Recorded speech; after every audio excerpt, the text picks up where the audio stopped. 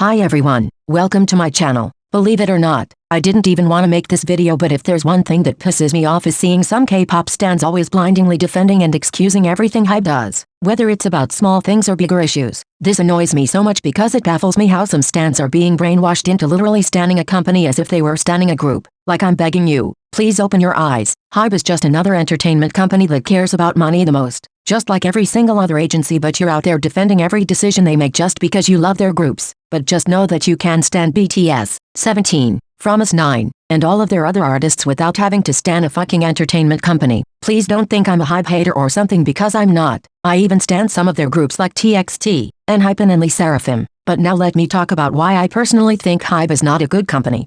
Reason number 1, the way they handle comebacks. Even before I begin to explain, let me just get something out of the way. I know there are gonna be people commenting and saying that Hybe includes multiple companies and they all decide for themselves when they want to give their artists a comeback. But excuse me, think about this for a second. Let's say Hybe is the boss, and the sub-labels are the employees. It is true that each employee can manage themselves when it comes to the work they have to do, but at the end of the day every employee works in the same office. They work for the same company and they refer to the same boss. So in the end the boss always has a say in what the employees can do. Let's not lie now. The companies that are part of Hybe cannot do whatever the hell they want if the higher-ups don't agree. I'm sure that the decisions they take have to be approved by Hybe. So obviously Hybe has a say in what they do. But they apparently don't think it's a problem if their artists come back at the same time. Not to mention we don't even have to look at Hybe as a whole. Let's just focus on Big Hit for a second. BTS had a comeback with Butter and 10 days later TXT released Love Song. Like, what the fuck? Why would you sabotage your own group by making them come back along with the biggest group in the world? But back to Hybe as a whole. This is a pattern that keeps on repeating. It didn't just happen once. It happens very often. The most recent example was in May, when LE SSERAFIM had their debut while TXT and 17 had their comebacks.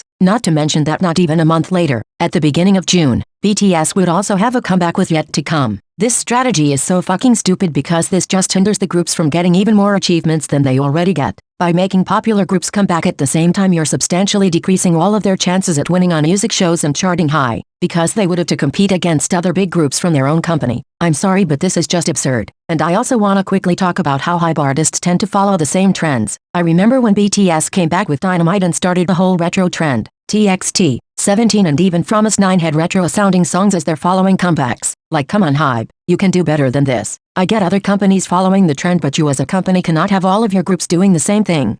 Reason number 2, GFRIEND'S disbandment. I want to clarify two things. First of all, I'm not saying Hybe was personally responsible of the disbandment and that they did it on purpose. And second of all, I didn't stan either GFRIEND nor New East, who were also disbanded. So there are a lot of things I don't know when it comes to this topic. But what I do know is that the GFRIEND disbandment was handled in the worst way possible. As far as I know, the members themselves were not aware of this and found out through an article. Like, what the hell? Are you serious? But then the way it was communicated to the fans was crazy. It literally came out of the blue, and it reminded me of the way Pledis announced GFRIEND'S disbandment in 2019. I was so taken aback, and I was equally as taken aback when the GFRIEND disbandment happened. I think they could have at least gotten a goodbye song, a last comeback together. But no, nothing. And I'm not saying that it's Hybe's fault. I'm not saying that Hybe disbanded them on purpose. If anything, it's Source Music that is responsible for it. But the way it was communicated by Hybe was just so detestable. GFRIEND had just joined Hybe and they had just started gaining a lot of success, and then they just disappeared. I definitely think the situation could have been handled so much better. Reason number 3, concept changes. I'll start off by saying I have no problem when groups change concepts. It's only natural and it doesn't bother me. But it feels like Hybe is just making some random changes out of the blue. For example, TXT debuted with a cheerful concept, then they transitioned into a magical one, then they went full on retro with Blue Hour, they tried punk pop, and now they're doing the bad boy concept. Like, I just think their concept changes were kind of abrupt and there wasn't really a natural progression. I love TXT's discography with my whole heart and I enjoyed all of their concepts, so it's not a problem for me. But it looks like Big Hit is just doing whatever with them. I wouldn't be surprised if they came back with a totally different thing. And I mean, they're the kings of concepts and can pull everything off, but it just doesn't make sense. And now on to ENHYPEN. I don't care that they moved on from their carnival concept. Yes, it was cool, but it's not a problem for me. However, I don't get why Hybe made them transition into such a generic concept. Like, why? They could have at least done like TXT, changing concepts but doing something different and original. But this is just not it. The company debuted making them stand out from the crowd because of their particular concept and sound, gaining a lot of attention, just to then make them sound and look like any other boy group out there. And I even loved both Blessed Cursed and Future Perfect. I really liked both songs, but this whole transition just makes no sense.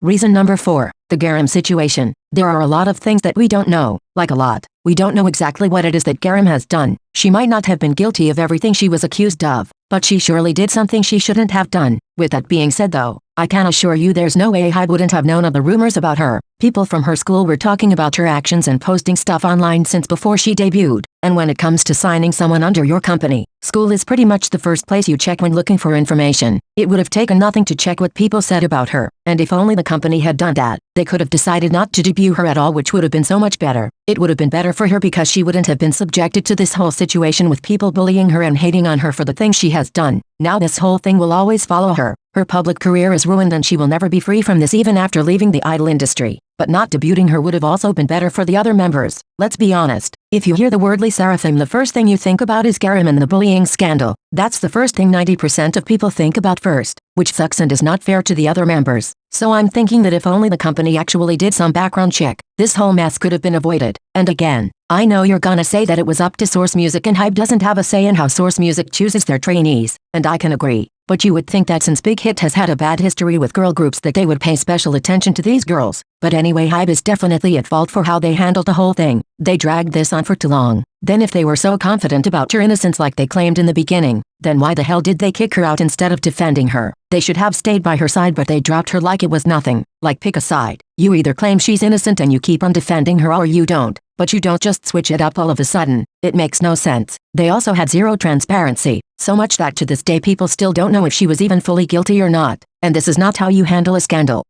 Reason number 5. Inappropriate concepts for minors. Of course, many of you will say that it's up to each sub-label to ensure that the concept is appropriate for every member, especially the minors. But let me tell you something. Even if the decisions in terms of concepts are taken by the sub-labels, Hybe surely seems to have no problem with the concepts the groups are going for. I'm sure that if Hybe disagreed, then things would have to be changed. But apparently Hybe has no problem if the sub-labels give unsuitable concepts to their groups with minors. We all know about Hypen and Fever, for example. It was a very sensual song, with very sexy vibes, and you know that back when it was released multiple members were minors, especially Nicki, and I really don't get how neither Belift nor Hybe saw anything wrong with it. Then it happened with LE SSERAFIM as well. In the MV you can clearly see a very suggestive dance break with the girls on the floor doing some very inappropriate moves considering 2 of the members were minors, Unche and GARAM, and Source Music didn't think there was anything weird about it. And neither did Hybe. Because if Hybe thought it to be inappropriate, I'm sure they would have talked Source Music out of this. And last but not least, New Jeans, the brand new girl group under the sub-label Adore.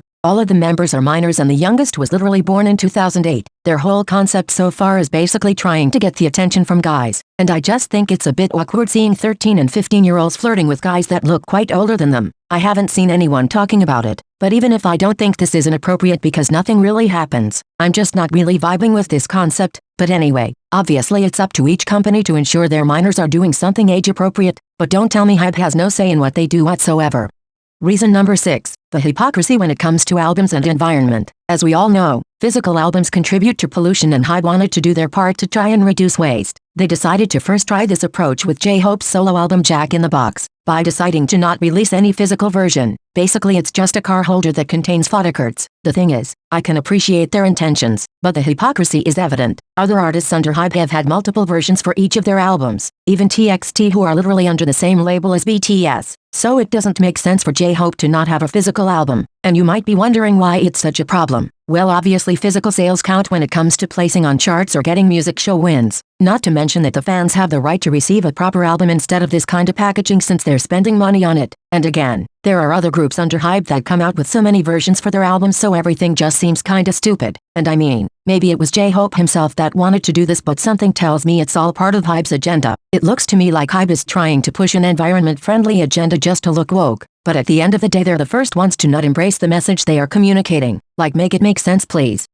So in conclusion, I know some of you are gonna say that it's up to the individual companies to manage their artists and Hybe cannot be blamed for everything. And yes, I absolutely agree. But just like I said before while comparing Hybe to the boss and the sub-labels to the employees, do you seriously think the boss has no idea what the employees are doing? It is true that the boss cannot closely control everyone, but they definitely know what goes on in the office, if you know what I mean. So Hybe definitely has a say in what the sub-labels do and in how they deal with different situations. I would just like for people to stop defending Hybe so much. Why are you doing this? They're a company that obviously has money as their priority. They're not the good company you think they are. Just because you like BTS, it doesn't mean you have to defend Hybe all the time. And yes, I'm saying this because it's mostly armies that do this. They started a long time ago, literally defending Big Hit no matter what, even when the BTS members themselves criticized the agency, and now they're doing it with Hybe. Just support and stand the groups. Don't stand the company. Companies are just organizations whose priority will always be money. It's not so hard to understand. With that, I'm not saying that Hybe is the worst company in K-pop. They're actually much better compared to a lot of other agencies, but they're not the angels you make them out to be, so please wake the fuck up. Anyway, thank you all for watching till the end. Don't forget to tell me what you think. Bye guys, see you in the next video.